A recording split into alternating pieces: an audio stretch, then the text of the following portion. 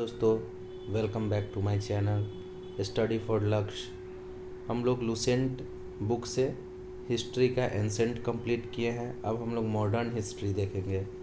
Modern history में हम लोग लाइन बाय लाइन पढ़ेंगे, आपको पढ़ के सुनाएंगे और उसमें जो भी महत्वपूर्ण होगा उस पर हाईलाइट करेंगे और बार बार आप लोगों को पढ़ के सुनाएंगे। आप लोगों को अगर वीडियो अच्छा लगता है तो आप लोग शेयर ज़रूर करिएगा। चलिए शुरुआत करते हैं। आधुनिक भारत। आधुनिक भारत में सबसे पहला चैप्टर है उत्तरकालीन मुगल सम्राट, अर्थात मुगल का जो बाद में राजा हुए। उत्तराधिकार युद्ध में गुरु गोविंद सिंह ने बहादुर शाह का साथ दिया था। गुरु गोविंद सिंह किसका साथ दिए थे? बहादुर शाह का साथ दिए थे। बहादुर शाह का पूर्व नाम क्या था? मुअज्जम था। बहादुर शाह को शाहे बेखबर का उपनाम कौन दिया था? खफी खां दिए थे। ठीक है, याद करिएगा आप लोग कि खफी खां शाहे बेखबर का उपनाम किसको दिए थे? तो बहादुर शाह को दिए थे। ठीक है। जहांदार शाह अपने शासन में लाल कुमड़ी नाम की वैश्या को हस्तक्षेप करने के आदेश दे रखा था, इसलिए जहांदार शाह को क्या कहा गया है? लंपट मुल्क कहा गया है। मुगल कालीन इतिहास में सैयद बंधु हुसैन अली खां एवं अब्दुल्ला खां को शासक निर्माता के रूप में जाना जाता है। तो सैयद बंधु कौन थे? हुसैन अली खां थे और अब्दुल्ला खां थे। जहांदार शाह को क्या कहा गया है? तो लंपट मुल्क कहा गया है। फरुख सियर को मुगल वंश का घृणित कायर कहा गया। तो घृणित कायर का उपाधि किसको दिया गया है? तो घृणित कायर का उपाधि फरुख सियर को दिया गया है। सुंदर युवतियों के प्रति अत्यधिक रुझान के कारण मोहम्मद शाह को रंगीला बादशाह कहा गया। मोहम्मद शाह को क्या उपाधि दिया गया है? रंगीला बादशाह का उपाधि। तुरानी सैनिक हैदर बेग ने 1720 को सैयद बंधु हुसैन अली खां की हत्या कर दी थी। तो हुसैन अली खां की हत्या कौन करता है? हैदर बेग। ईरान के सम्राट नादिर शाह ने 1739 ईस्वी में दिल्ली पर आक्रमण किया। तो दिल्ली पे आक्रमण कौन करता है? नादिर शाह करता है। कहाँ का शासक रहता है? ईरान का। उस समय दिल्ली का शासक कौन था? तो दिल्ली का शासक मोहम्मद शाह था।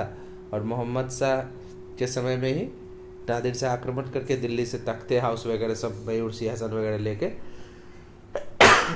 चला जाता है, कोहिनूर हीरा वगैरह लेके। नादिर शाह को ईरान का नेपोलियन कहा जाता है। नादिर शाह लगभग 70 करोड़ रुपए की धनराशि, शाहजहां का बनवाया हुआ तख्ते हाउस जिसको पीकॉक थ्रोन बोला गया तथा कोहिनूर हीरा लेकर फारस वापस लौटा था। तख्ते हाउस, मयूर सिंहासन पर बैठने वाला अंतिम मुगल शासक कौन हो जाएगा? तो मोहम्मद शाह हो जाएगा कि इसी के टाइम में नादिर शाह आक्रमण किया है।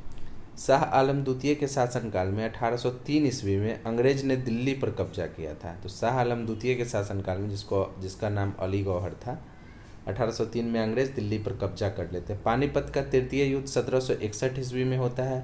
किसके किसके बीच होता है? तो यह मराठा और अहमद शाह अब्दाली के बीच होता है। इस युद्ध में मराठा की हार हुई थी। गुलाम कादिर खां को 1806 ईस्वी को शाह आलम द्वितीय की हत्या करवा दी। गुलाम कादिर खां ने 1806 में शाह आलम द्वितीय की हत्या करवा दिया था। बहादुर शाह द्वितीय या जफर यह अंतिम मुगल सम्राट होगा। 1857 के क्रांति में भाग लेने के कारण अंग्रेजों द्वारा बहादुर शाह जफर को बंदी बना लिया गया एवं रंगून भेज दिया गया, जहाँ इनकी मृत्यु हो जाती है 1861 में। अहमद शाह अब्दाली का वास्तविक नाम क्या था? अहमद खां था। इसने 8 बार भारत पर आक्रमण करा था। मुगलों से स्वतंत्र होने वाले राज्य एवं संस्थापक। अवध के संस्थापक कौन थे? सादत खां। हैदराबाद के चिनकलीज खां जिन्होंने निज़ामुल मुल्क की उपाधि ली थी। रुहेलखंड वीर दाऊद एवं अली मोहम्मद खां। बंगाल के मुर्शिद कुली खां। कर्नाटक के सदाउद्दौला खां और भरतपुर के चूड़ामन एवं बदन सिंह। मुगल सम्राट मोहम्मद शाह ने सादत खां को बुरहान उल मुल्क की उपाधि दी थी। तो सादत खां कहाँ के नवाब थे? तो अवध के नवाब थे। कहाँ के? अवध के। और बुरहान उल मुल्क की उपाधि कौन दिया है? तो मुगल सम्राट मोहम्मद शाह ने दिया है। जबकि शहादत खां का असली नाम मीर मोहम्मद अमीन था। उत्तरकालीन मुगल बादशाह कौन थे? एक बार हम लोग फटाफट देख लेते हैं। सबसे पहले आते हैं बहादुर शाह 1707 से लेकर 12 ईस्वी। जहांदार शाह 1712 से 13। फरुख सियर 1713 से 19। मोहम्मद शाह 1719 से 48। अहमद शाह 48 से 54। आलमगीर द्वितीय 54 से 59। शाह आलम द्वितीय 1759 से 1806। अकबर द्वितीय 1806 से 1837 और बहादुर शाह जफर 1837 से 1857। 1857 में सिपाही विद्रोह के बाद मुगल सम्राट किसके अधीन हो जाता है? तो वो ब्रिटेन शासक के अधीन हो जाता है। भारत में यूरोपीय व्यापारिक कंपनियों का आगमन 17 मई 1498 ईस्वी में वास्को डी गामा ने भारत के पश्चिमी तट पर स्थित कालीकट बंदरगाह पहुंचकर भारत एवं यूरोप के बीच नए समुद्री मार्ग की खोज की। तो भारत में सबसे पहले यूरोपियों में किसकी एंट्री होगी समुद्री मार्ग से? वास्को डी गामा की एंट्री होगी 17 मई 1498 को कालीकट के कपकडाबू नामक जगह पे। 1505 ईस्वी में फ्रांसिस्को द अल्मीडा भारत में प्रथम पुर्तगाली वायसराय बनकर आता है। तो अगर पूछा जाए कि प्रथम पुर्तगाली कौन आया तो वास्को डी गामा आया, लेकिन प्रथम पुर्तगाली वायसराय कौन आया तो फ्रांसिस्को डी अल्मीडा आता है। 1509 में अल्फांसो द अल्बुकर्क भारत में पुर्तगालियों का वायसराय बना। अल्बुकर्क ने 1510 ईस्वी में बीजापुर के यूसुफ आदिल शाह से गोवा को जीत लिया। तो गोवा को कौन जीतता है तो अल्बुकर्क जीतता है। किससे जीतता है तो यूसुफ आदिल शाह से जीतता है। पुर्तगालियों ने अपनी पहली व्यापारिक कोठी कहाँ खोली? कोचीन में। कब खोला था तो 1503 में शायद खोला था। 1596 ईस्वी में भारत आने वाला प्रथम डच नागरिक था कार्नेलियस हाउटमैन। तो डच जो है वो किसके अध्यक्षता में भारत आता है तो कार्नेलियस हाउटमैन के अध्यक्षता में। डचों का भारत में अंतिम रूप से पतन कब हुआ है तो 1759 में अंग्रेज एवं डच के बीच में वेदरा का युद्ध होता है जिसमें डच पराजित हो जाता है।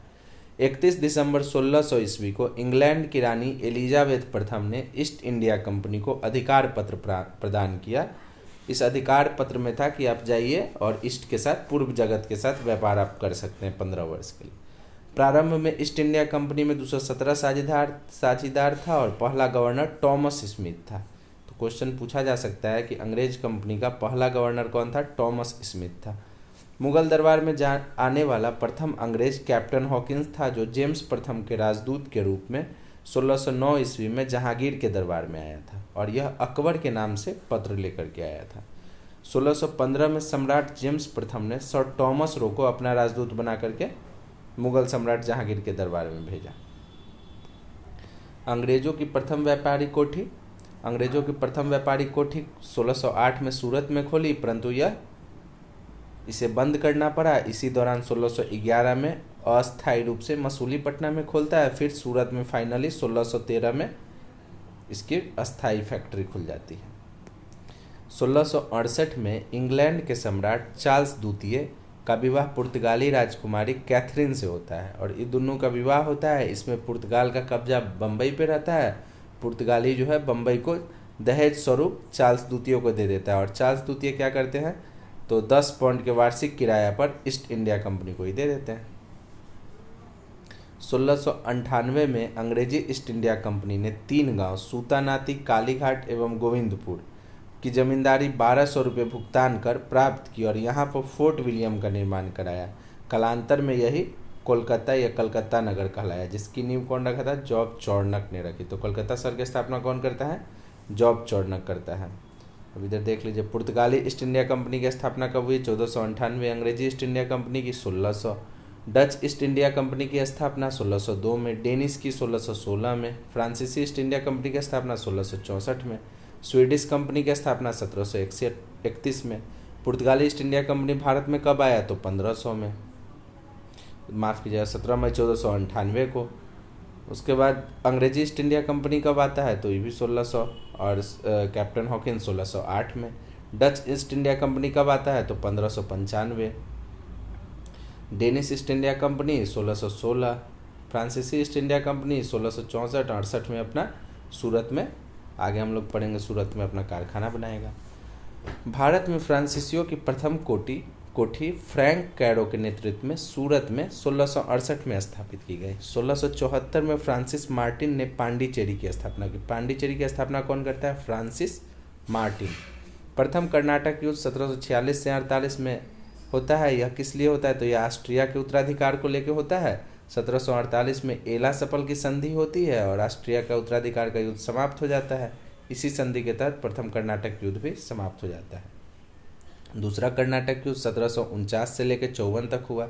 इस युद्ध में फ्रांसीसी गवर्नर डुप्ले की हार हुई, जिसके कारण डुप्ले को वापस बुला लिया और उसके जगह पे गोडेहू को भारत भेजा और गोडेहू आते ही पांडिचेरी की संधि कर लेता है और युद्ध विराम हो जाता है। कर्नाटक का तीसरा युद्ध 1756 से 63 ईस्वी में होता है। यह सप्तवर्षीय युद्ध जो ब्रिटेन में स्टार्ट हुआ था उसी का एक अंश था। और इसी दौरान 1760 में एक वांडीवास का युद्ध होता है जिसमें काउंट लाली रहते हैं गवर्नर कहाँ के, फ्रांसीसी के, और अंग्रेजी गवर्नर रहते हैं कौन है, आप लोग बताइएगा अंग्रेजी गवर्नर कौन थे। और दोनों के बीच युद्ध होता है, फाइनली फ्रांस हार जाता है और 1763 में फिर पेरिस की संधि के द्वारा युद्ध समाप्त होता है। 1760 में अंग्रेजी सेना ने सर आयरकूट के नेतृत्व में वांडीवास की लड़ाई में फ्रांसीसियों को बुरी तरह पराजित किया था। यही 1760 में वांडीवास के युद्ध में अंग्रेज की तरफ से कौन थे, आयरकूट, और फ्रांसीसी की तरफ से कौन थे, तो काउंट लाली। ठीक है। 1761 ईस्वी में अंग्रेजों ने पांडिचेरी को फ्रांसीसियों से छीन लिया था। 1763 में पेरिस के संधि के द्वारा अंग्रेज ने चंद्रनगर को छोड़कर शेष अन्य प्रदेश फ्रांसीसी को वापस लौटा दिया। 1749 ईस्वी तक फ्रांसीसी कब्जे में थे। ये प्रदेश भारत की आज़ादी तक फ्रांसीसियों के कब्जे में रहा।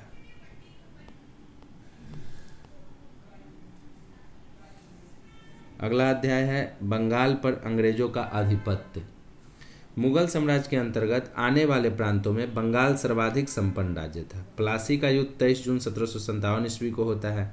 इसमें अंग्रेज के तरफ से रॉबर्ट क्लाइव थे एवं बंगाल के नवाब सिराजुद्दौला थे। इन दोनों के बीच युद्ध होता है जिसमें नवाब के जो सेनापति रहते हैं मीर जाफर, वो धोखाधड़ी करते हैं, जिसके कारण रॉबर्ट क्लाइव आसानी से जीत जाता है और मीर जाफर को बंगाल का नवाब बना देता है। क्लाइव के हाथों की कठपुतली नवाब मीर जाफर को अंग्रेज ने फिर 1760 ईस्वी में हटा दिया और उसके दामाद मीर कासिम को बंगाल का नवाब बनाया। मीर कासिम देखता है कि अंग्रेज बहुत चालबाज है, तो अपना राजधानी क्या करता है, मुर्शिदाबाद से स्थानांतरित करके मुंगेर ले आता है। बक्सर का युद्ध 1764 ईस्वी। बक्सर का युद्ध अंग्रेज एवं मीर कासिम, अवध के नवाब शुजा-उद-दौला एवं मुगल सम्राट शाह आलम द्वितीय, मतलब एक तरफ तो अंग्रेज थे, दूसरे तरफ मीर कासिम जो कि भागे हुए नवाब थे, जिनको हटा करके पुनः मीर जाफर को नवाब बना दिया गया था बंगाल का। इनके साथ में अवध के नवाब शुजा-उद-दौला थे और इनके साथ में मुगल सम्राट शाह आलम द्वितीय थे। ये तीनों मिलकर के अंग्रेज से लड़ते हैं। बक्सर में युद्ध होता है, परंतु इसमें अंग्रेज विजयी हो जाता है। अंग्रेज के सेनापति कौन थे, हेक्टर मुंडो थे। बक्सर के युद्ध के बाद एक बार फिर मीर कासिम की जगह मीर जाफर को नवाब बना दिया गया। 5 जनवरी 1765 में मीर जाफर की मृत्यु हो जाती है। फिर इसका बेटा नजमुद्दौला नवाब बनता है। बंगाल के नवाब का क्रम देख लीजिए। मुर्शिद कुली खां 1713 से 27, फिर शुजाउद्दीन आते हैं, फिर सरफराज खां 1739 से 40, फिर अलीवर्दी खां आते हैं 1740 से 56, फिर सिराजुद्दौला 56-57, मीर जाफर 57 से 60, मीर कासिम 60 से 63, मीर जाफर 63 से 65, नजमुद्दौला 65 से 66, सैफुद्दौला 1766 से 70, लास्ट मुबारक उद्दौला 1770 से 75। इस बक्सर के युद्ध के बाद 2 इलाहाबाद की संधि होती है, जो हम लोग आगे देखेंगे। अगला अध्याय है अंग्रेजों के मैसूर से संबंध। 1761 में हैदर अली मैसूर का शासक बना। हैदर अली की मृत्यु 1782 ईस्वी में द्वितीय आंग्ल मैसूर युद्ध के दौरान हुई थी।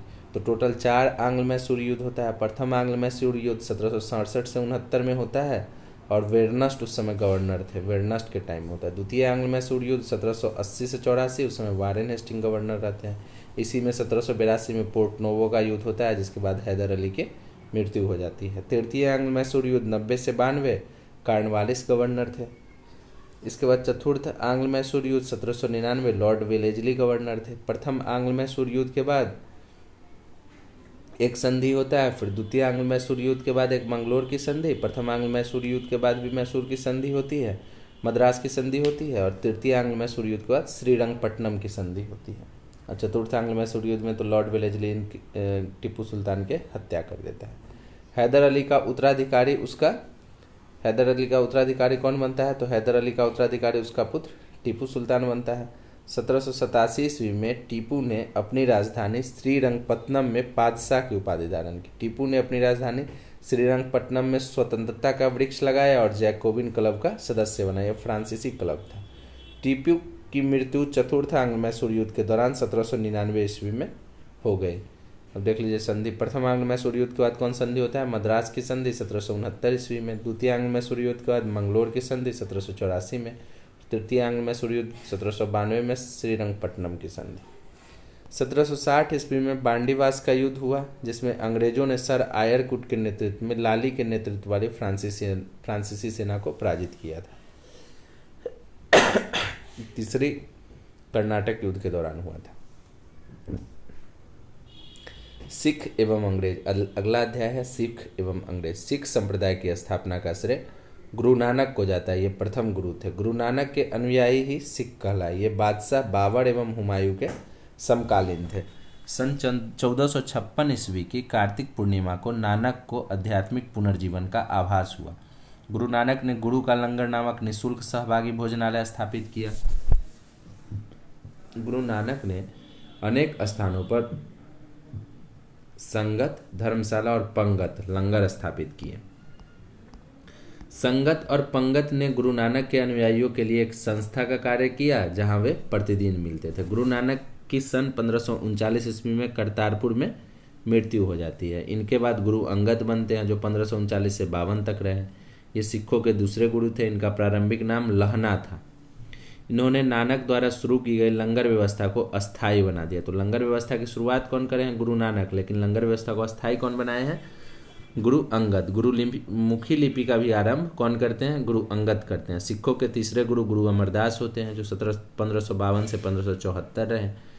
अमरदास ने हिंदुओं से पृथक होने वाले कई कार्य किए। हिंदुओं से अलग विवाह पद्धति लवना को प्रचलित किया। लवना विवाह पद्धति किससे संबंधित है? तो सिख से संबंधित है। और ये कौन लाए हैं? तो गुरु अमरदास लाए हैं। गुरु अमरदास अकबर के समकालीन थे। अकबर ने गोविंदवाल जाकर गुरु अमरदास से भेंट की और गुरु पुत्री बीबी भानी को कई गांव दान में दिए थे। अमरदास ने 22 गद्दियों की स्थापना की और प्रत्येक पर एक महंत की नियुक्ति की। बीबी भानी के पति कौन थे? रामदास थे। रामदास फिर चौथे गुरु बनते हैं 1574 से लेकर 81 तक। अकबर ने बीबी भानी को 500 बिक्का भूमि दान दी थी, जिस पर गुरु रामदास अमृतसर नामक जलाशय खुदवाते हैं और अमृतसर नगर की स्थापना करते हैं। रामदासपुर नामक शहर बनाते हैं और उसी में एक अमृतसर नामक जलाशय खुदवाते हैं। गुरु रामदास ने अपने तीसरे पुत्र अर्जुन को गुरु का पद सौंपा। इस प्रकार उन्होंने गुरु पद को पैतृक बनाया। तो क्वेश्चन पूछा जा सकता है कि गुरु का पद पैतृक कहाँ से हुआ है? तो गुरु रामदास, जो कि सिख के चौथे गुरु थे, वो 5वें गुरु अपने बेटा अर्जुन को बनाते हैं और गुरु अर्जुन देव पहला पैतृक गुरु बनते हैं। गुरु अर्जुन देव सिखों के 5वें गुरु हुए। इन्होंने सिखों के धार्मिक ग्रंथ आदि ग्रंथ की रचना की। तो आदि ग्रंथ के रचयिता कौन है? तो आदि ग्रंथ के रचयिता है गुरु अर्जुन देव। इसमें गुरु नानक की प्रेरणाप्रद प्रार्थनाएं और गीत संकलित है। गुरु अर्जुन देव ने अमृतसर जलाशय के मध्य में हरमंदर साहब का निर्माण कराया। जो हरमंदर साहब है वर्तमान में हम लोग जानते हैं और लोग घूमने जाते हैं अमृतसर में। ये हरमंदर साहब का निर्माण कौन करवाए थे? गुरु अर्जुन देव। राजकुमार खुसरो की सहायता करने के कारण जहांगीर ने 1606 ईस्वी में गुरु अर्जुन देव को मरवा दिया था। तो पहली बार कोई सिख गुरु को मुगल द्वारा मरवाया गया, वो थे गुरु अर्जुन देव। और कौन मरवाता है? जहांगीर। सिखों के छठे गुरु कौन बनते हैं? हरगोविंद, 1606 से 1645 ईस्वी। इन्होंने सिखों को सैन्य संगठन का रूप दिया तथा अकाल तख्त या ईश्वर के सिंहासन का निर्माण कराया। तो अकाल तख्त का निर्माण कौन करवाते हैं? हरगोविंद करवाते हैं। ये 2 तलवार बांधकर गद्दी पर बैठते थे एवं दरबार में नगारा बजाने की व्यवस्था की। इन्होंने अमृतसर की किलेबंदी की, यानी सिखों को ये एक लड़ाकू जाति में बना के लाते हैं। कौन? गुरु हरगोविंद। ठीक है, ये छठे गुरु थे। 7वें गुरु हर राय। इन्होंने दारा सिखों को मिलने आने पर आशीर्वाद दिया। सिखों के 8वें गुरु हरकिशन होते हैं, जो 1661 से 64। इनकी मृत्यु चेचक से हो गई थी। इन्हें दिल्ली जाकर गुरुपद के बारे में औरंगजेब को समझाना पड़ा था। सिखों के 9वें गुरु कौन बनते हैं? गुरु तेग बहादुर, 1664 से लेकर 75 ईस्वी। इस्लाम स्वीकार नहीं करने के कारण औरंगजेब ने इन्हें वर्तमान शीशगंज में गुरुद्वारा के निकट मरवा दिया था। यानी औरंगजेब अब दूसरे गुरु की हत्या किए हैं। किसका? गुरु तेग बहादुर का। इससे पहले गुरु अर्जुन देव की हत्या कौन करते हैं? जहांगीर। सिखों के 10वें एवं अंतिम गुरु गुरु गोविंद सिंह होते हैं, जो 1675 से 1708 ईस्वी तक रहते हैं। इनका जन्म 1666 ईस्वी में पटना में हुआ था। गुरु गोविंद सिंह अपने को सच्चा पातशाह कहा। इन्होंने सिखों के लिए 5 ककार अनिवार्य किया, अर्थात प्रत्येक सिख को क से केस, क से कंघा, क से कृपान, क से कच्छा और क से करा, यानी 5 ककार रखने की अनुमति दी गई। सभी लोगों को अपने नाम के अंत में सिंह शब्द जोड़ने के लिए कहा गया। गुरु गोविंद सिंह का निवास स्थान आनंदपुर साहिब था एवं कार्यस्थली पाओता था। इनके दो पुत्र फतेह सिंह एवं जोरावर सिंह को सरहिंद के मुगल फौजदार वजीर खान ने दीवार में जिंदा चिनवा दिया था। फतेह सिंह और जोरावर सिंह को 1699 में बैसाखी के दिन गुरु गोविंद सिंह ने खालसा पंथ की स्थापना की। तो खालसा पंथ की स्थापना कौन करेंगे? गुरु गोविंद सिंह करेंगे। पाहुल प्रणाली की शुरुआत पाहुल प्रणाली की भी शुरुआत कौन करेंगे? गुरु गोविंद सिंह करेंगे। गुरु गोविंद सिंह ने सिखों के धार्मिक ग्रंथ आदि ग्रंथ को वर्तमान रूप दिया और कहा कि अब गुरुवाणी सिख संप्रदाय के गुरु का कार्य करेगी। अर्थात आदि ग्रंथ के रचयिता कौन थे? तो गुरु अर्जुन देव थे, परंतु इसके पुनः जो अभी वर्तमान रूप है और पुनः इसका संकलन कौन करते हैं? तो गुरु गोविंद सिंह करते हैं और ये गुरु का पद समाप्त कर देते हैं और बोलते हैं आदि ग्रंथ ही गुरुवाणी है, यही गुरु है। गुरु गोविंद सिंह की हत्या 1708 ईस्वी में नांदेड़ नामक स्थान पर गुल खां नामक पठान ने कर दी। बंदा बहादुर, गुरु गोविंद सिंह की हत्या के बाद बंदा बहादुर आते हैं। बंदा बहादुर का जन्म 1670 ईस्वी में पूंछ जिले के रजौली गांव में हुआ था। इनके बचपन का नाम लक्ष्मण दास था। इनके पिता रामदेव भारद्वाज राजपूत थे। बंदा का उद्देश्य पंजाब में एक सिख राज स्थापित करने का था। इसके लिए इन्होंने लोहगढ़ को राजधानी बनाया। इन्होंने गुरु नानक एवं गुरु गोविंद सिंह के नाम से सिक्के चलवाए। बंदा ने सरहिंद के मुगल फौजदार वजीर खां की हत्या कर दी। मुगल बादशाह फर्रुखसियर के आदेश पर 1716 ईस्वी में बंदा बहादुर को गुरदासपुर नांगल नामक स्थान पर पकड़कर मौत के घाट उतार दिया गया। तो फर्रुखसियर किसकी हत्या करवाता है? बंदा बहादुर के। शाहदरा कलगढ़ी के नाम से विख्यात है, जहां बंदा ने हजारों मुगल सैनिकों को मौत के घाट उतार दिया था।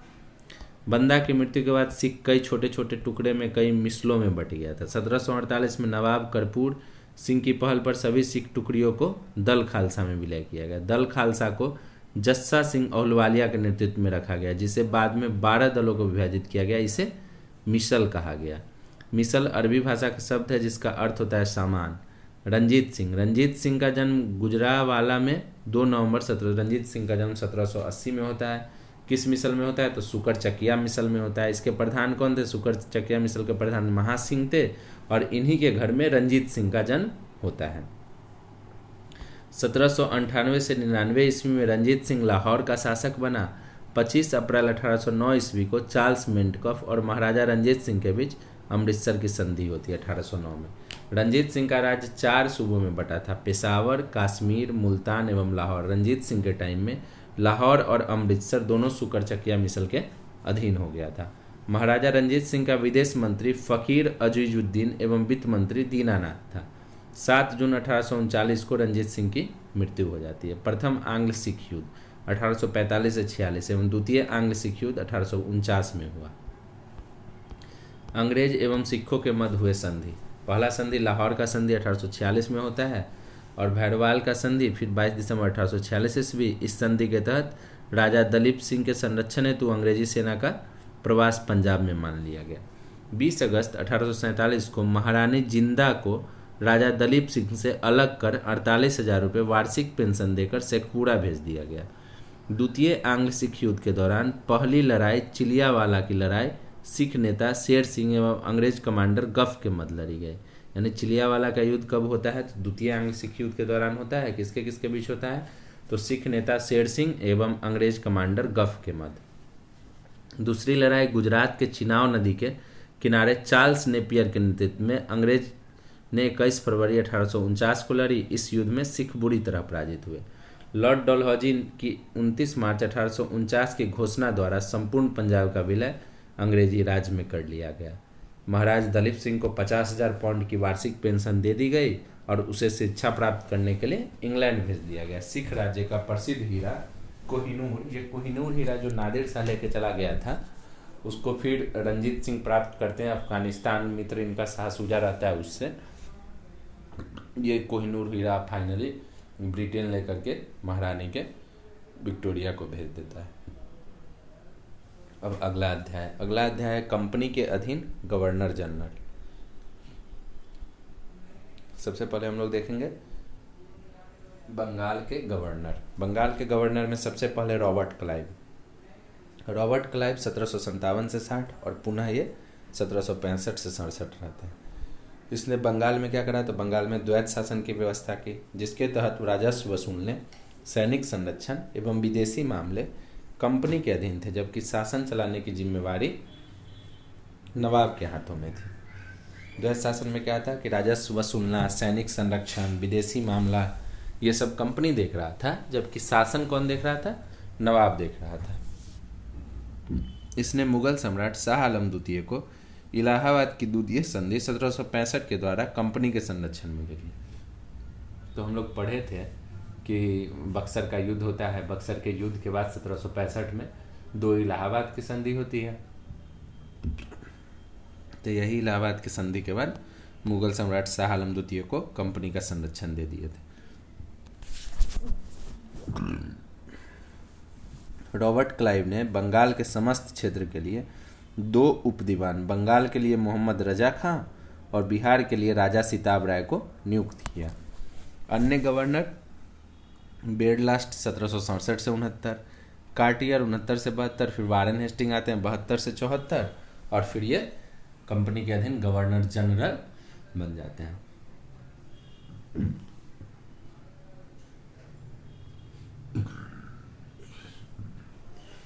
कंपनी के अधीन गवर्नर जनरल। अब हम लोग गवर्नर जनरल के बारे में विस्तार से पढ़ते हैं। रेगुलेटिंग एक्ट 1773 ईस्वी के अनुसार बंगाल के गवर्नर को अब अंग्रेजी क्षेत्रों का गवर्नर जनरल कहा जाने लगा, जिसका कार्यकाल 5 वर्षों का निर्धारित किया गया। मद्रास एवं बम्बई के गवर्नर को इसके अधीन कर दिया गया। इस प्रकार भारत में कंपनी के अधीन प्रथम गवर्नर जनरल कौन बनते हैं, वारेन हेस्टिंग बनते हैं। इनका कार्यकाल 1774 से लेकर के 1785 तक रहा है। प्रारंभ में ये 1772 में ही आते हैं, परंतु 72 से 74 एज अ बंगाल के गवर्नर रहते हैं और फिर 74 से 85 गवर्नर जनरल काम करते हैं। वारेन हेस्टिंग 1750 ईस्वी में कंपनी में एक क्लर्क के रूप में ज्वाइन करे थे और कलकत्ता आए थे और अपनी कार्य कुशलता के कारण कासिम बाजार के अध्यक्ष बन गए। फिर बंगाल का गवर्नर एवं कंपनी का गवर्नर जनरल बन जाते हैं। वारेन हेस्टिंग 1774 से लेकर 1785, इसने राजकोषीय कोषागार को मुर्शिदाबाद से हटा करके कलकत्ता लाए। ये राजकोषीय कोषागार को कहाँ ले आते हैं, तो मुर्शिदाबाद से हटा करके कलकत्ता लाते हैं। 1772 में इसने प्रत्येक जिले में एक फौजदारी तथा दीवानी अदालतों की स्थापना की। यानी अदालत की स्थापना कौन करते हैं, वारेन हेस्टिंग करते हैं। इन्होंने 1781 में कलकत्ता में मुस्लिम शिक्षा के लिए मदरसा का स्थापना, तो प्रथम मदरसा का भी स्थापना कौन करते हैं, वारेन हेस्टिंग करते हैं। कहाँ करते हैं, कलकत्ता में करते हैं। कब करते हैं, 1781 ईस्वी में। इन्हीं के समय में 1792 में जोनाथन डंकन ने बनारस में संस्कृत विद्यालय की स्थापना की थी। गीता के अंग्रेजी अनुवादकार विलियम चार्ल्स विल्किंस को हेस्टिंग ने आश्रय प्रदान किया था। तो गीता के अंग्रेजी अनुवाद कौन करे थे, तो चार्ल्स विल्किंस करे थे। इसी के समय पर विलियम जोन्स ने 1784 ईस्वी में the Asiatic Society of Bengal की स्थापना की। तो ये क्वेश्चन बार बार पूछा जाता है कि the Asiatic Society of Bengal के संस्थापक कौन थे, विलियम जोन्स। कब हुआ स्थापना, 1784 में। भगवत गीता का अनुवाद अंग्रेजी में कौन कराया, तब चार्ल्स विल्किंस। इसने मुगल सम्राट को मिलने वाला 26 लाख रुपए की वार्षिक पेंशन बंद करवा दी। जो इलाहाबाद के संधि के द्वारा तय हुआ था कि 26 लाख पेंशन मुगल सम्राट को दिया जाएगा, उसको कौन बंद करवाता है, उसको बंद करवाता है वारेन हेस्टिंग। इसी के समय में 1780 ईस्वी में भारत का पहला समाचार पत्र द बंगाल गजट का प्रकाशन हुआ। तो द बंगाल गजट का प्रकाशन पहली बार कब होता है, 1780 में। उस समय गवर्नर जनरल कौन है, तो वारेन हेस्टिंग है। और इसके द बंगाल गजट का प्रकाशक कौन था, तो जेम्स एंगस्ट्रॉम हिक्की। इसी के समय में रेगुलेटिंग एक्ट के तहत 1774 ईस्वी में कलकत्ता में एक उच्च न्यायालय की स्थापना होती है, सुप्रीम कोर्ट की स्थापना होती है, जिसका अधिकार क्षेत्र कलकत्ता तक या कलकत्ता के बाहर का मुकदमा तभी सुना जाता था जब दोनों पक्ष सहमत हो। इसमें बंगाली ब्राह्मण नंद कुमार पर झूठा आरोप लगाकर न्यायालय में फांसी की सजा दिलवा दी थी। ये जो न्यायालय सुप्रीम कोर्ट था, इसमें 3 न्यायाधीश थे, जिसके मुख्य न्यायाधीश एलिजा इम्फे थे, जो वारेन हेस्टिंग के दोस्त थे। तो ये नंद कुमार पे झूठा आरोप लगा करके इसको फांसी का सजा दे दिया गया था। प्रथम आंग्ल मराठा युद्ध 1775 से 82 एवं द्वितीय आंग्ल मैसूर युद्ध 1780 से 84 वारेन हेस्टिंग के समय में ही हुआ था। प्रथम आंग्ल मराठा युद्ध सालबाई की संधि 1782 ईस्वी एवं द्वितीय आंग्ल मैसूर युद्ध 1780 से 84 के बाद मंगलोर की संधि 1784 द्वारा समाप्त हुआ था। इसी के काल में बोर्ड ऑफ रेवेन्यू की स्थापना हुई। तो बोर्ड ऑफ रेवेन्यू की स्थापना कब होता है? तो वारेन हेस्टिंग के काल में होता है। पिट्स इंडिया एक्ट 1784 ईस्वी के विरोध में इस्तीफा देकर जब वारेन हेस्टिंग फरवरी 1785 में इंग्लैंड पहुंचा तो बर्क द्वारा उस पर महाभियोग लगाया गया था, परंतु 1795 में इसे सभी आरोपों से मुक्त कर दिया गया। इसके बाद कौन आते हैं? तो सर जॉन मैकफर्सन आते हैं। ये 85 से 86 तक रहते हैं। ये एक अस्थायी गवर्नर जनरल थे। इसके बाद लॉर्ड कॉर्नवालिस की एंट्री होती है। यह 1786 से लेकर के 93 तक रहते हैं। इसके समय में जिले के समस्त अधिकार कलेक्टर के हाथों में दे दिया गया। कलेक्टर नामक एक पद का सृजन होता है और समस्त अधिकार जिला का कलेक्टर को दे दिया जाता है। इसने भारतीय न्यायाधीशों से युक्त जिला फौजदारी अदालतों को समाप्त कर उसके स्थान पर 4 भ्रमण करने वाली अदालत, जिनमें 3 बंगाल के लिए और 1 बिहार के लिए नियुक्त किया था। तो पहली बार 4 भ्रमण करने वाली अदालत की नियुक्ति कौन करता है? लॉर्ड कॉर्नवालिस करता है। कॉर्नवालिस ने 1793 ईस्वी में कॉर्नवालिस कोड का निर्माण करवाया, जो शक्तियों के पृथक्करण सिद्धांत पर आधारित था। तो कॉर्नवालिस कोड 1793। पुलिस कर्मचारियों को वेतन में वृद्धि के साथ ही ग्रामीण क्षेत्रों में पुलिस अधिकार प्राप्त जमींदारों को इस अधिकार से वंचित कर दिया गया। कंपनी के कर्मचारियों को व्यक्तिगत व्यापार पर प्रतिबंध लगा दिया गया। जिला में पुलिस थाना की स्थापना कर एक दरोगा को इसका इंचार्ज बनाया गया। यानी दरोगा का पद का सृजन कौन करा है? कॉर्नवालिस करा है। भारतीयों के लिए सेना में सूबेदार, जमादार, प्रशासनिक सेवा में मुंसिफ, सदर, अमीन या डिप्टी कलेक्टर से ऊंचा पद नहीं दिया जाता था। इसने 1793 ईस्वी में अस्थायी बंदोबस्त की पद्धति लागू की। तो अस्थायी बंदोबस्त कौन लाता है? अस्थायी बंदोबस्त लॉर्ड कॉर्नवालिस लाता है। इसके तहत जमींदारों को भू राजस्व का लगभग 90% 10/11 भाग कंपनी को तथा लगभग 10% 1/11 भाग अपने पास रखना था। अस्थायी बंदोबस्त की योजना जॉन सोर ने बनाई थी। इसे बंगाल, बिहार, उड़ीसा, बनारस एवं मद्रास के उत्तरी जिले में लागू की गई थी। इसमें जमींदार भू राजस्व की दर तय करने के लिए स्वतंत्र थे। कॉर्नवालिस को भारत में नागरिक सेवा का भी जनक माना जाता है। तो नागरिक सेवा के भी जनक कॉर्नवालिस हुए, पुलिस सेवा के भी जनक कॉर्नवालिस ही हुए। सर जॉन सोर 1793 से लेकर 98। तो अभी देख लीजिए, हम लोग सबसे पहले वारेन हेस्टिंग देखें 1774 से 85, फिर देखें कॉर्नवालिस 86 से 93, और फिर देख रहे हैं जॉन सोर 93 से 98। इसने अहस्तक्षेप की नीति अपनाई। फिर आते हैं लॉर्ड वेलेजली 1798 से 1805। ये इम्पोर्टेंट है।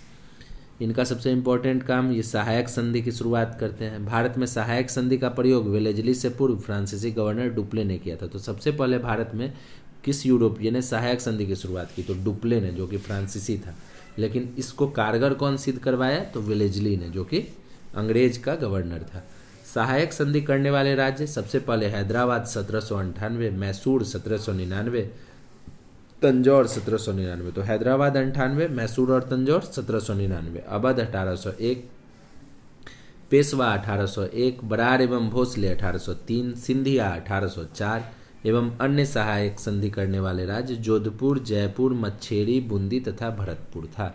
तो एक बार फिर से हम लोग पढ़ लेते हैं। सबसे पहले सहायक संधि कौन करता है? हैदराबाद 98 में, फिर मैसूर और तंजौर 1799 में, अवध 1801 में, पेशवा भी 1801 में, बरार एवं भोसले 3 में, सिंधिया 4 में। इसके अलावा जोधपुर, जयपुर, मच्छेरी, बूंदी तथा भरतपुर। इसी के समय टीपू सुल्तान चौथे आंग्ल मैसूर 1798 में होता है और इनका कार्यकाल क्या है? 1798 से 1805। तो इसी युद्ध के दौरान टीपू सुल्तान मारे जाते हैं। इसी ने कलकत्ता में नागरिक सेवा में भर्ती किए गए युवकों को प्रशिक्षित करने के लिए फोर्ट विलियम कॉलेज की स्थापना। फोर्ट विलियम कॉलेज की स्थापना कलकत्ता में कौन करवाया है? तो लॉर्ड वेलेजली करवाया। यह स्वयं को बंगाल का शेर कहा करता था। लॉर्ड कॉर्नवालिस का 1805 में दूसरा कार्यकाल शुरू होता है। इसके लॉर्ड वेलेजली के जाने के बाद लॉर्ड कॉर्नवालिस का दूसरा काल शुरू होता है, परंतु इसकी मृत्यु हो जाती है। और कहाँ होती है मृत्यु? भारत में ही हो जाती है। इसके बाद कौन आते हैं, तो सर जॉर्ज बार्लो आते हैं। जॉर्ज बार्लो 1805 से लेकर 1807 तक रहे। इनके समय में एक महत्वपूर्ण घटना है वेल्लोर में सिपाही विद्रोह। वेल्लोर में एक सिपाही विद्रोह होता है जो जॉर्ज बार्लो के टाइम में हुआ था। इसके बाद लॉर्ड मिंटो प्रथम 1807 से 1813। इनके समय में सबसे महत्वपूर्ण है कि ये एक संधि होता है रंजीत सिंह और मैंटकॉफ के बीच में 1809 में, जिसे अमृतसर के संधि के नाम से जाना जाता है। इसी के समय चार्टर एक्ट 1813 पास हुआ। लॉर्ड हेस्टिंग 1813 से 23, ये इम्पोर्टेंट है थोड़ा। इसी के समय में आंग्ल नेपाल युद्ध 1814 से 16 में हुआ। इसमें नेपाल के अमर सिंह थापा को आत्मसमर्पण करना पड़ा। मार्च 1816 ईस्वी में अंग्रेज एवं गोरखों के बीच सुगौली की संधि द्वारा आंग्ल नेपाल युद्ध का समाप्ति हुआ। इसी के समय में पिंडारियों का दमन हुआ। तो पिंडारी कौन था, तो पिंडारी मराठा के साथ लड़ा करता था। पिंडारियों के प्रमुख नेता वासिल मोहम्मद चीतू एवं करीम खां थे। इसने मराठों की शक्ति को अंतिम रूप से नष्ट कर दिया। इसने प्रेस पर लगे प्रतिबंध को समाप्त कर प्रेस के मार्गदर्शन के लिए नियम बनाए। इसी के समय 1822 ईस्वी का टेनेंसी एक्ट या काश्तकारी अधिनियम लागू हुआ था। टेनेंसी एक्ट या काश्तकारी अधिनियम किसके टाइम में आता है, तो ये आता है लॉर्ड हेस्टिंग के टाइम में। इसके बाद आते हैं कौन, लॉर्ड एम्सहर्ट 1823 से लेकर 1828। इसके समय में प्रथम आंग्ल बर्मा युद्ध होगा 1824 से 26। 1826 में बर्मा एवं अंग्रेजों के बीच यानडुप की संधि होती है। 1824 में बैरकपुर का सैन्य विद्रोह लॉर्ड एम्सहर्ट के टाइम में ही होता है। इसके बाद आते हैं लॉर्ड विलियम बेंटिक 1828 से 35। ये एक महत्वपूर्ण गवर्नर जनरल भारत के रहे हैं। 1803 में यह मद्रास का गवर्नर था। इसी के समय 1806 ईस्वी में माथे पर जातीय चिन्ह न लगाने तथा कानों में बालियां न पहनने देने पर बिल्लौर का सैनिक विद्रोह हुआ था, जिस समय कौन बंगाल के गवर्नर जनरल थे, जॉर्ज बार्लो। 1833 के चार्टर एक्ट द्वारा बंगाल के गवर्नर जनरल को भारत का गवर्नर जनरल बना दिया गया। इस प्रकार भारत का पहला गवर्नर जनरल कौन बने, लॉर्ड विलियम बेंटिक। और भारत के बंगाल के अंतिम गवर्नर जनरल भी कौन रहे, तो लॉर्ड विलियम बेंटिक ही रहे हैं।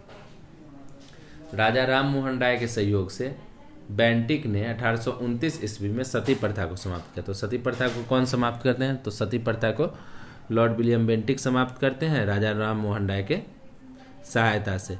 बेंटिक ने इस प्रथा के खिलाफ कानून बनाकर 1829 ईस्वी में धारा 17 के द्वारा विधवाओं के सती होने को अवैध घोषित कर दिया था। अकबर और मराठा पेशवाओं ने भी सती प्रथा पर रोक लगाने का प्रयास किया था। बेंटिक ने कर्नल स्लीमन की सहायता से 1830 ईस्वी तक ठगी प्रथा को समाप्त कर दिया गया। यानी ठगी प्रथा का अंत कर्नल स्लीमन 1830। 1835 ईस्वी में बेंटिक ने कलकत्ता में कलकत्ता मेडिकल कॉलेज की स्थापना की। इसी के समय मैकाले की अनुशंसा पर अंग्रेजी को शिक्षा का माध्यम बनाया गया। मैकाले द्वारा कानून का वर्गीकरण भी किया गया। बेंटिक ने 1831 ईस्वी में मैसूर तथा 1834 में कुर्ग एवं कछार को हड़प लिया।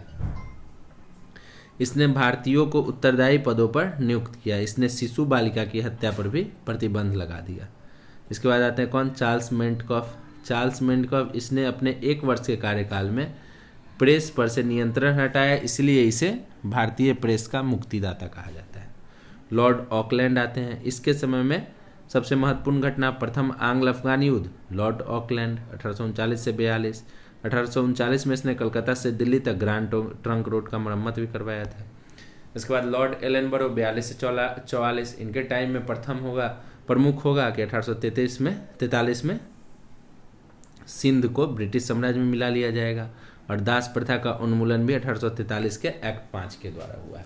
इसके बाद लॉर्ड हार्डिंग आते हैं 1844 से 48। इसके काल की सबसे महत्वपूर्ण घटना थी प्रथम आंग्ल सिख युद्ध 45 से 46। इसमें अंग्रेजी विजयी हुए थे और ये नरवली प्रथा पर भी प्रतिबंध लगाया था, जिसमें उड़ीसा के खोंड जनजाति के द्वारा विद्रोह भी किया गया था। लॉर्ड डलहौजी 1848 से लेकर 56 तक, ये एक इम्पोर्टेंट गवर्नर जनरल है भारत के। द्वितीय आंग्ल सिख युद्ध 1848 से 49 तथा पंजाब का ब्रिटिश शासन में विलय 1849 ईस्वी।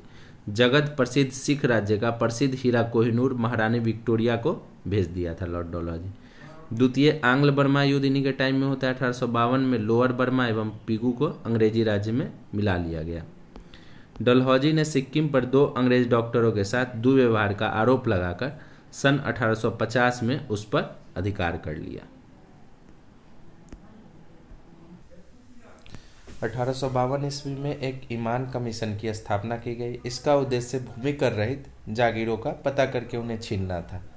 डलहौजी का शासनकाल उसके व्यापकगत सिद्धांत के कारण अधिक याद किया जाता है। तो व्यापकगत सिद्धांत कौन लाया है? तो डलहौजी लाया है। इस नीति के तहत अंग्रेजी साम्राज्य में विलय किए गए राज्य थे सर्वप्रथम सतारा 1848, फिर जैतपुर और संबलपुर 1849, बघाड़ 50, उदयपुर 52 और झांसी 53, नागपुर 54। तो ये क्वेश्चन पूछा जाता है। एक बार फिर से देख लेते हैं हम लोग। सबसे पहले व्यापकगत सिद्धांत के अंतर्गत सतारा को 1848 में, फिर जैतपुर और संबलपुर को 1849 में, बघाड़ को 50 में, उदयपुर को 52 में, और झांसी को 53 और नागपुर को 54 में विलय कर लिया गया। 1856 में अवध को कुशासन का आरोप लगाकर अंग्रेजी राज में मिलाया गया। उस समय अवध का नवाब कौन थे? वाजिद अली शाह थे। सन 1856 ईस्वी में इसने तोप खानों के मुख्यालय को कलकत्ता से मेरठ स्थानांतरित किया और सेना का मुख्यालय शिमला में स्थापित किया। तो कलकत्ता से मेरठ तोप खाना को कौन लाया है? डलहौजी लाया है। और सेना का मुख्यालय कहाँ बनाया है? शिमला में बनाया है। शिक्षा संबंधी सुधारों में डलहौजी ने 1854 ईस्वी में उड डिस्पैच को लागू किया। तो उड डिस्पैच का नियम भी किसके समय में आया है? लॉर्ड डलहौजी के टाइम में आया है। इसके अनुसार जिलों में एंग्लो वर्नेक्यूलर स्कूल, प्रमुख नगरों में सरकारी कॉलेज तथा 1857 ईस्वी के तीनों प्रेसिडेंसी कलकत्ता, मद्रास एवं बम्बई में एक एक विश्वविद्यालय की स्थापना की गई। साथ ही प्रत्येक प्रदेश में एक शिक्षा निदेशक नियुक्त किया गया।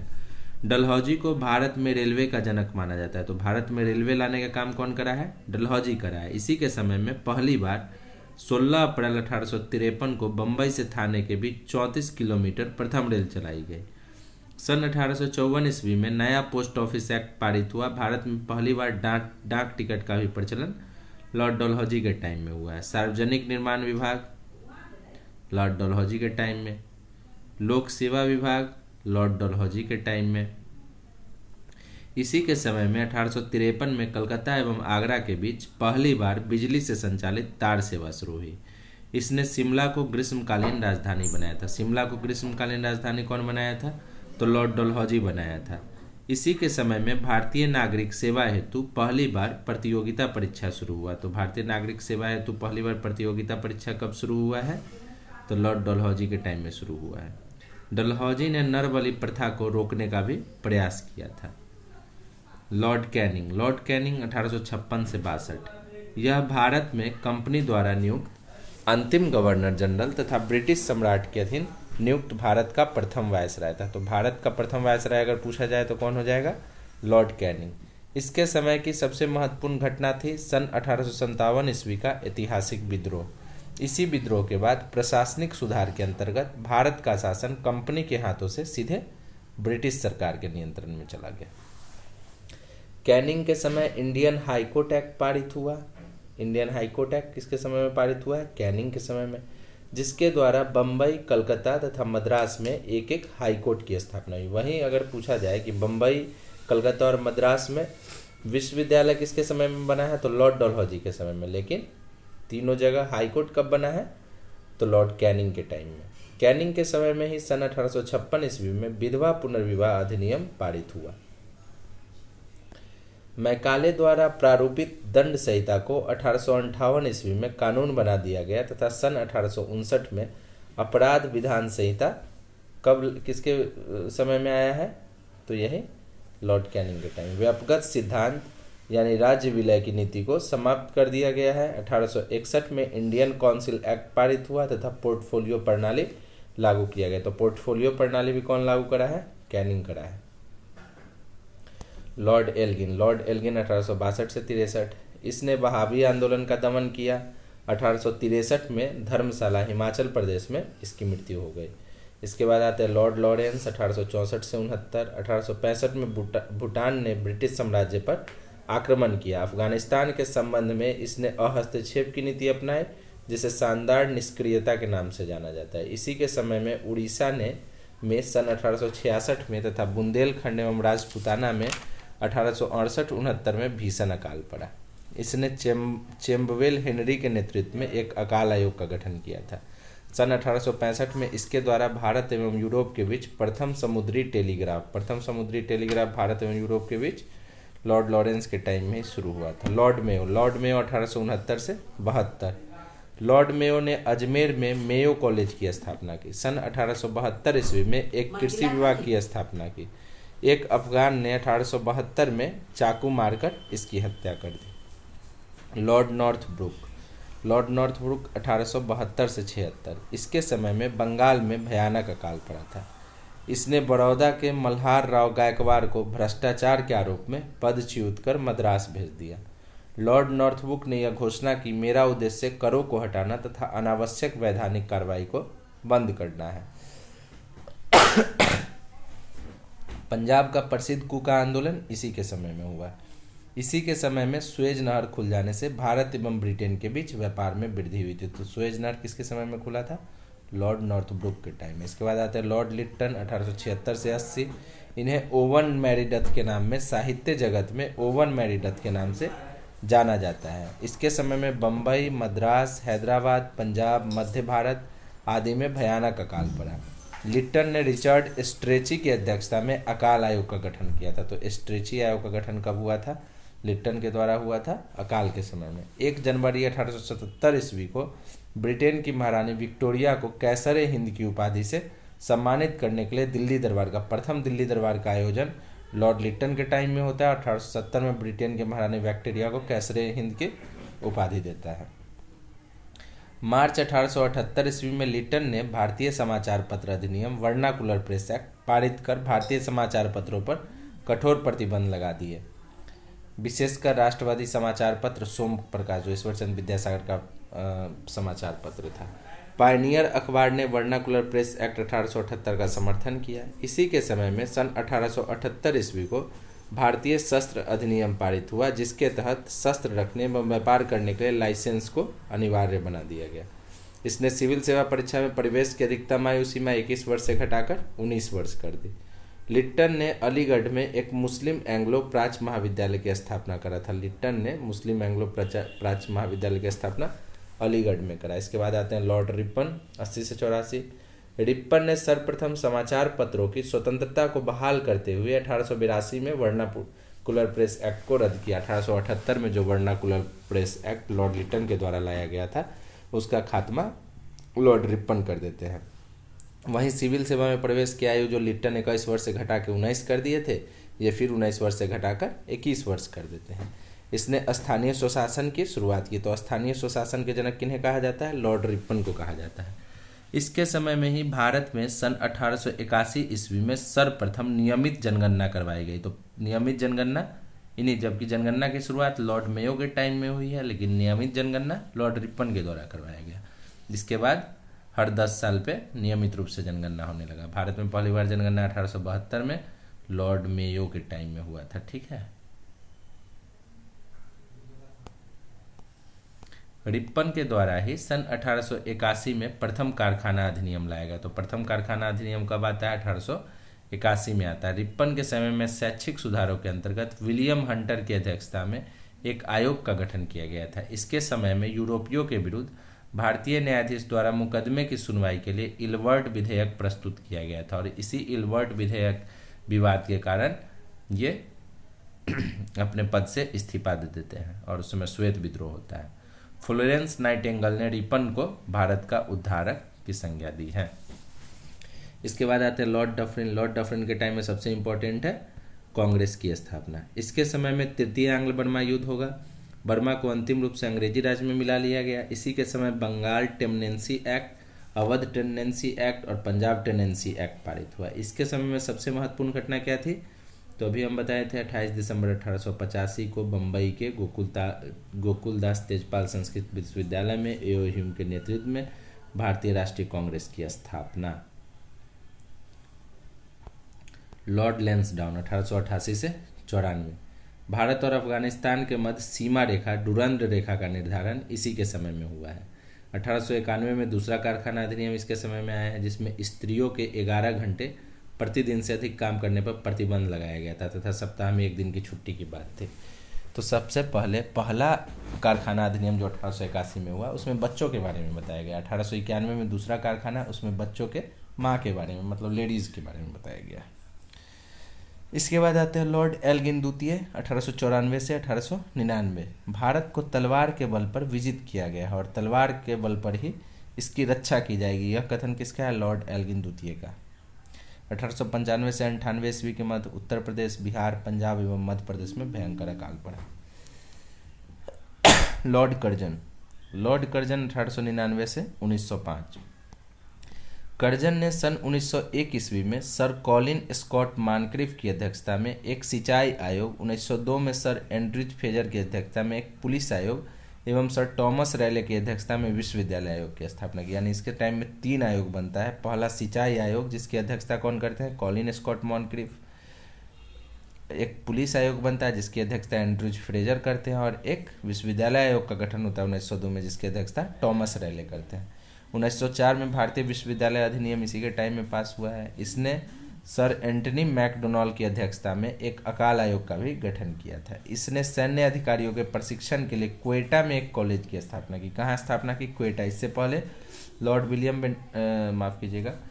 वेलेजली के द्वारा फोर्ट विलियम कॉलेज की स्थापना कलकत्ता में 1800 की ईस्वी में किया गया था। प्राचीन स्मारक परीक्षण अधिनियम 1904 ईस्वी के द्वारा कर्जन ने भारत में पहली बार ऐतिहासिक इमारतों की सुरक्षा एवं मरम्मत की ओर ध्यान दिया। इस कार्य के लिए कर्जन ने भारतीय पुरातत्व विभाग की स्थापना की। नोट करिएगा, सबसे इंपॉर्टेंट पॉइंट है, भारतीय पुरातत्व विभाग की स्थापना लॉर्ड कर्जन के समय में किया गया है। इसी के कार्यकाल के दौरान कलकत्ता में विक्टोरिया मेमोरियल हॉल का निर्माण हुआ। कर्जन के भारत विरोधी कार्यों में सर्वाधिक महत्वपूर्ण कार्य था 1905 का बंगाल विभाजन। तो लॉर्ड कर्जन के समय का सबसे प्रमुख घटना हो गया 1905 का बंगाल विभाजन। इसके बाद आते हैं लॉर्ड मिंटो द्वितीय 1905 से 10। इसके समय में आगा खां एवं सलीमुल्लाह खां के द्वारा ढाका में 1906 में मुस्लिम लीग की स्थापना की गई। 1907 ईस्वी के कांग्रेस के सूरत अधिवेशन में कांग्रेस का विभाजन 2 भाग में होता है, नरम दल गरम दल में, इसी के टाइम में होता है।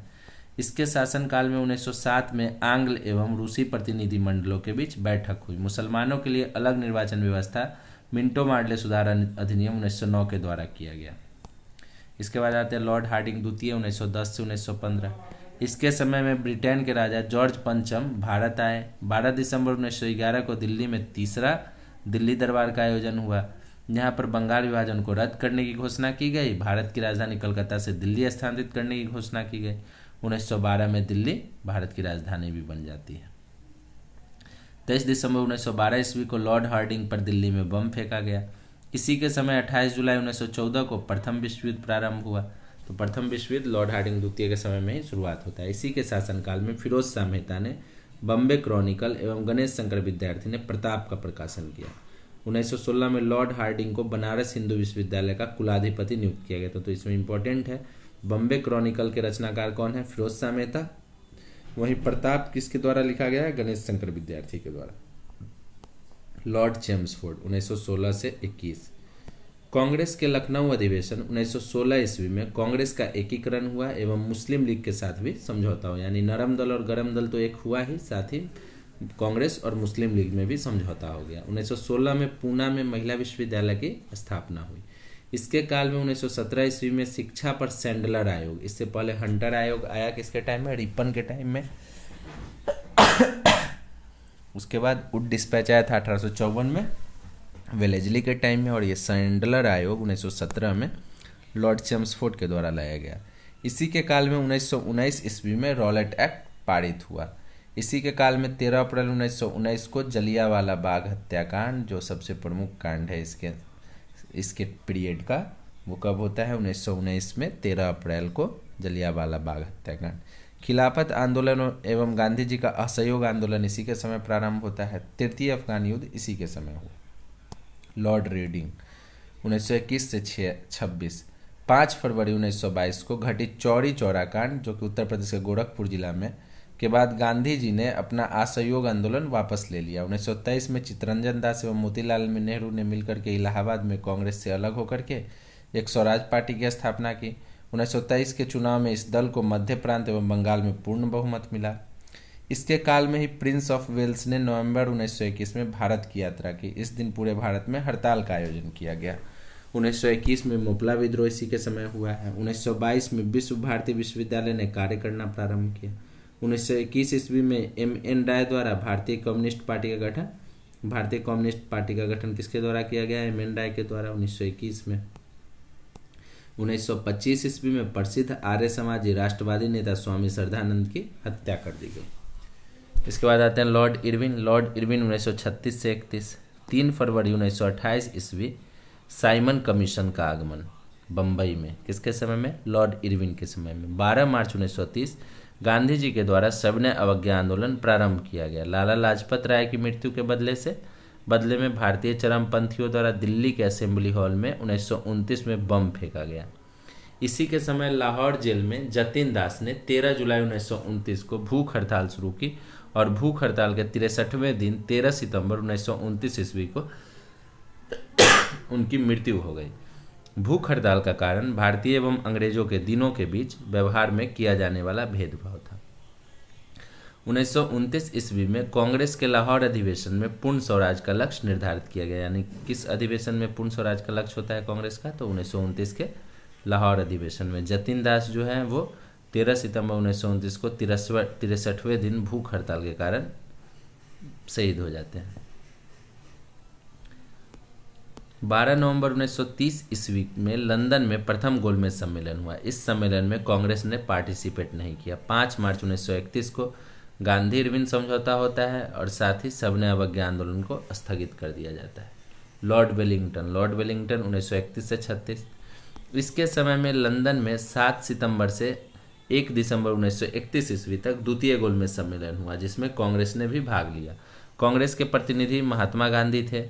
दूसरे गोलमेज सम्मेलन की असफलता के बाद महात्मा गांधी ने पुनः 3 जनवरी 1932 को सविनय अवज्ञा आंदोलन की शुरुआत की थी। तो दोबारा से सविनय अवज्ञा आंदोलन कितना तारीख को शुरू हुआ है? तो 3 जनवरी 1932 को। 16 अगस्त 1932 ईस्वी में रैमजे मैकडोनाल्ड ने विवादास्पद सांप्रदायिक पंचायत की घोषणा की। इसके अनुसार दलितों को हिंदुओं से अलग मानकर उन्हें अलग प्रतिनिधित्व देने को कहा गया। दलित वर्गों के लिए अलग निर्वाचन मंडल का प्रावधान किया गया। इससे गांधी जी बहुत दुखी हुए और वो इसको हटाने के लिए आमरण अनशन प्रारंभ करते हैं। कहाँ प्रारंभ करते हैं? तो उस समय ये आगा खां पैलेस में थे, जिसे प्रायः ये आमरण अनशन प्रारंभ करते हैं, जिसके फलस्वरूप पूना समझौता होता है और इसमें दलित वर्गों के लिए साधारण वर्गों में ही सीट का आरक्षण किया जाता है। पूना समझौता 24 सितंबर 1932 को हुआ। 17 नवंबर से 24 दिसंबर 1932 ईस्वी तक लंदन में तृतीय गोलमेज सम्मेलन होता है, जिसमें कांग्रेस पुनः भाग नहीं लेते हैं। बिहार में 1934 ईस्वी में भयंकर भूकंप आया। भारत सरकार अधिनियम 1935 ईस्वी किसके समय में पास हुआ है? तो लॉर्ड वेलिंगटन के टाइम में ही पास हुआ है। लॉर्ड वेलिंगटन ने कांग्रेस के बम्बई अधिवेशन 1935-15 ईस्वी में हिस्सा लिया था। इस अधिवेशन में की अध्यक्षता सर सत्येंद्र प्रसाद सिन्हा ने की थी। लॉर्ड लिलिथगो 1936 से 43। इसके समय में पहली बार चुनाव कराए गए। कांग्रेस ने 11 में से 7 प्रांतों में अपनी सरकार बनाई। 1 सितंबर 1939 को द्वितीय विश्व युद्ध लॉर्ड लिलिथगो के टाइम में ही प्रारंभ होता है। ब्रिटिश सरकार ने बिना भारतीयों से पूछे भारत को भी युद्ध में झोंक दिया। कांग्रेस ने इसके विरोध करते हुए नारा दिया, ना कोई भाई ना कोई पाई, और इसने अपने द्वारा शासित प्रांतों से सभी मंत्रिमंडल से त्यागपत्र दे दिया। 1 मई 1939 ईस्वी में सुभाष चंद्र बोस ने फॉरवर्ड ब्लॉक नामक एक नई पार्टी की स्थापना की। तो फॉरवर्ड ब्लॉक की स्थापना कौन करते हैं? सुभाष चंद्र बोस 1939 में। 1940 में लीग के लाहौर अधिवेशन में पहली बार पाकिस्तान की मांग की गई। तो पहली बार पाकिस्तान की मांग किस अधिवेशन में हुई है? लाहौर अधिवेशन में। 8 अगस्त 1940 को अगस्त प्रस्ताव अंग्रेजों के द्वारा लाया गया। 1942 में क्रिप्स मिशन भारत आया। ये भी किसके टाइम में आता है? तो लॉर्ड लिलिथगो के टाइम में। 9 अगस्त 1942 को कांग्रेस ने भारत छोड़ो आंदोलन प्रारंभ किया। 1943 ईस्वी में बंगाल में भयानक अकाल पड़ा। इसके बाद आते हैं लॉर्ड वेबर 1944 से 47। इनके टाइम में शिमला समझौता 1945 में होता है। कैबिनेट मिशन प्लान 1946 में आता है। इस मिशन के सदस्य Stafford Cripps, Pethick Lawrence, A.B. Alexander थे। 20 फरवरी 1947 ईस्वी में प्रधानमंत्री लॉर्ड क्लीमेंट एटली, जो कि लेबर पार्टी के थे, वो हाउस ऑफ कॉमन्स में घोषणा करते हैं कि जून 1948 तक भारतीयों को प्रभुत्व सत्ता यानी आज़ाद कर दिया जाएगा। इसके बाद आते हैं लॉर्ड माउंटबेटन, मार्च 1947 से जून 1948 तक। 4 जुलाई 1947 को ब्रिटिश संसद में एटली द्वारा भारतीय स्वतंत्रता विधेयक प्रस्तुत किया गया। जिसे 18 जुलाई को स्वीकृति मिली। विधेयक के अनुसार भारत और पाकिस्तान 2 स्वतंत्र राष्ट्रों की घोषणा की गई। 15 अगस्त 1947 को भारत स्वतंत्र हुआ। स्वतंत्र भारत के प्रथम गवर्नर जनरल लॉर्ड माउंटबेटन हुए। स्वतंत्र भारत के प्रथम एवं अंतिम भारतीय गवर्नर जनरल चक्रवर्ती राजगोपालाचारी हुए। तो इस तरह से हम लोग आधुनिक भारत का एक वीडियो कंप्लीट करते हैं। अब नेक्स्ट सेशन में हम लोग आगे आधुनिक भारत देखेंगे।